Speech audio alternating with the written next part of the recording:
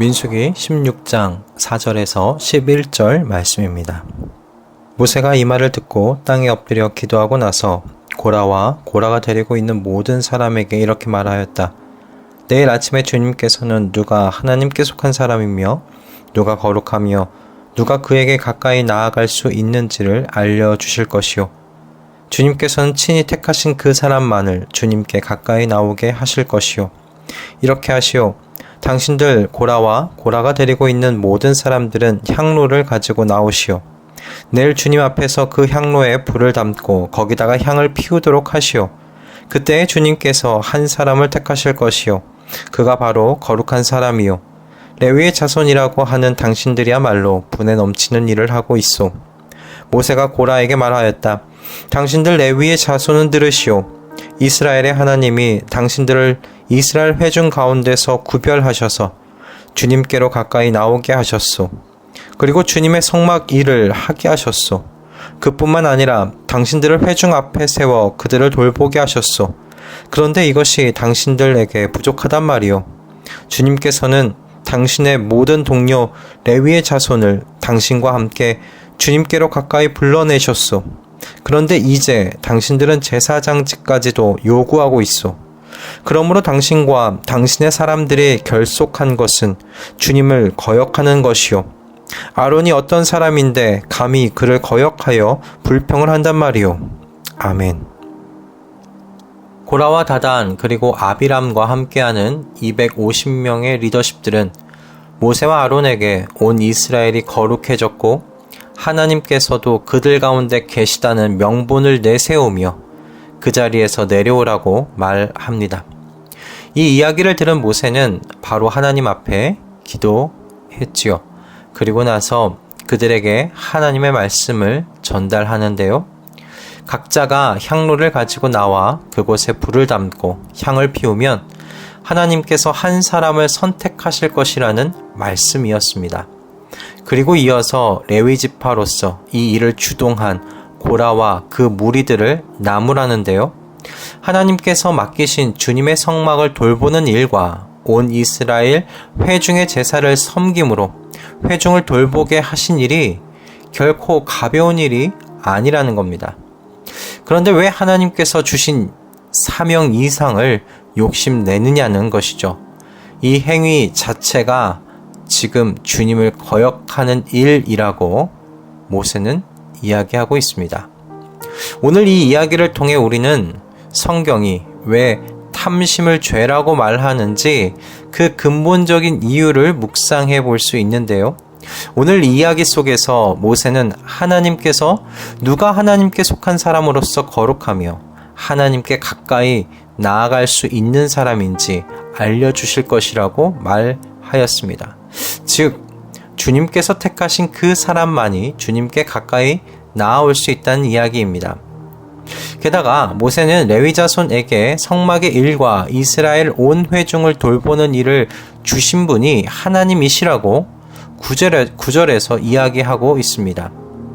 이와 같은 모세의 말을 통해 우리는 이 세상의 모든 일이 하나님의 주권 아래에서 일어나는 일이라는 사실을 모세가 믿고 있음을 알 수 있지요.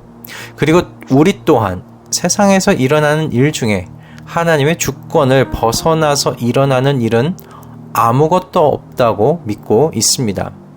그래서 모세는 고라와 그 무리들에게 레위인으로서 그들에게 주어진 사명은 이스라엘의 왕이신 하나님께서 결정하여 주신 것인데 어찌 그것이 부족하다고 할 수 있느냐고 나무라고 있는 겁니다. 모세의 이야기를 따르면 탐심은 하나님께서 당신의 가장 기뻐하시고 선하신 계획 속에서 결정한 것이 완벽하지 않으며 결함이 있는 것이라고 선언하는 것과 동일하다 말하고 있는 겁니다. 그러므로 탐심은 하나님의 주권에 대한 적대적인 대항이라고 말할 수 있겠습니다.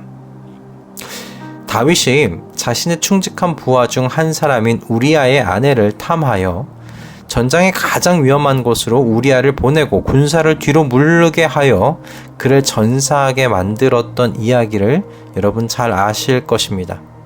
이 일로 인해서 하나님께서 예언자인 나단을 다윗에게 보내죠. 그리고 나단을 통하여 다윗에게 다음과 같은 이야기를 전달합니다. 나는 내 상전의 왕궁을 너에게 넘겨주고 내 상전의 아내들도 내 품에 안겨주었고 이스라엘 사람들과 유다 나라도 너에게 맡겼다. 그것으로도 부족하다면 내가 내게 무엇이든지 더 주었을 것이다. 그런데도 너는 어찌하여 나 주의 말을 가볍게 여기고 내가 악하게 여기는 일을 하였느냐. 하나님께서 하신 말씀의 뜻이 무엇입니까? 하나님의 기쁘신 뜻 안에서 지금 하나님께서 다윗에게 충분하게 주셨다는 말씀입니다. 그런데 다윗이 그 이상을 탐하여 죄를 지었다고 말씀하고 계시는 거예요. 또한 사도 바울도 자신의 아들과 같은 제자인 디모데에게 이와 같은 말을 전했습니다. 자족할 줄 아는 사람에게는 경고는 큰 이득을 줍니다. 우리는 아무것도 세상에 가지고 오지 않았으므로 아무것도 가지고 떠나갈 수 없습니다. 우리는 먹을 것과 입을 것이 있으면 그것으로 만족해야 할 것입니다. 여러분, 탐심과 자족은 반대요 라고 말할 수 있겠습니다. 탐심은 하나님께서 주신 것이 부족하다고 여기며 그 이상을 욕심내는 것이라면, 자족은 하나님께서 지금 내게 주신 것이 하나님의 기쁘시고 완전하신 뜻 안에서 주신 것이라고 믿고 만족하는 것이기 때문에 그렇습니다. 고라와 그의 무리들은 하나님께서 주신 것에 만족하지 않았습니다. 그들의 탐심은 그래서 하나님의 선하신 주권을 부정하는 것이었습니다. 오늘 이 말씀이 그래서 주는 교훈은 분명합니다. 하나님의 선하신 주권을 완전히 인정하시라는 겁니다. 그래서 하나님께서 현재 우리에게 주신 것이 우리에게 가장 선하며 최선이라는 사실을 믿으시라는 것이죠. 그것이 바로 또 자족하는 것이라 우리 말할 수 있겠습니다. 그러므로 다른 사람들의 것을 욕심낼 필요가 없습니다. 타인이 가지고 있는 그 모든 것들은 하나님께서 그분의 선하시고 기뻐하시는 뜻 가운데서 결정하신 것입니다. 이 세상 그 어떤 것도 하나님의 주권을 넘어서 일어날 수 있는 일은 없기 때문에 그렇습니다. 그러므로 현재 여러분이 있는 자리에서 최선을 다하시고 그 자리에 충성하실 수 있기를 바랍니다. 여러분, 그 행위 자체로 이미 하나님을 기쁘시게 해드리고 계십니다. 지금 내가 있는 자리를 기쁨으로 최선을 다하는 것, 그것은 하나님께서 결정하여 주신 것에 아멘이라고 받는 것과 동일한 행위이기 때문에 그렇습니다. 오늘 여러분들이 어느 자리에 계시던지 여러분의 옆 사람과 여러분의 옆 사람이 가지고 있는 것과 비교하지 마십시오. 바로 여러분이 계신 그 자리가, 지금 여러분이 계신 그곳이 선하신 하나님께서 내게 주신 완벽한 자리라고 여기시고, 내게 주신 완벽한 사명의 자리라 여기시고 최선을 다하실 수 있기를 바랍니다. 그러면 하나님께서 그분의 기쁘시고 선하신 뜻 가운데서 우리 주님의 그 주권 아래 여러분에게 맞는 사명과 자리로 또 인도해 가실 줄로 믿습니다. 기도하겠습니다. 주님, 오늘도 우리에게 귀한 말씀 허락하여 주셔서 감사합니다. 우리 모두가 다 이 세상에 일어나는 모든 일이 주님의 주권 아래 일어나고 있음을 믿습니다.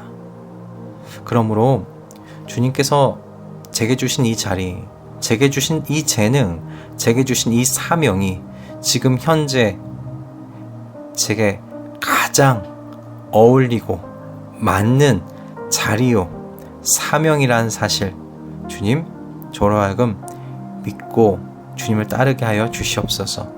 그렇게 오늘 이 자리에 충성하고 오늘 이 자리에 최선을 다할 수 있도록 은혜 허락하여 주시옵소서. 그렇게 주님께서 오늘 이 하루도 저를 붙잡으시고 이끌어 가실 것을 믿사오며 우리 주 예수 그리스도의 이름으로 기도드립니다. 아멘.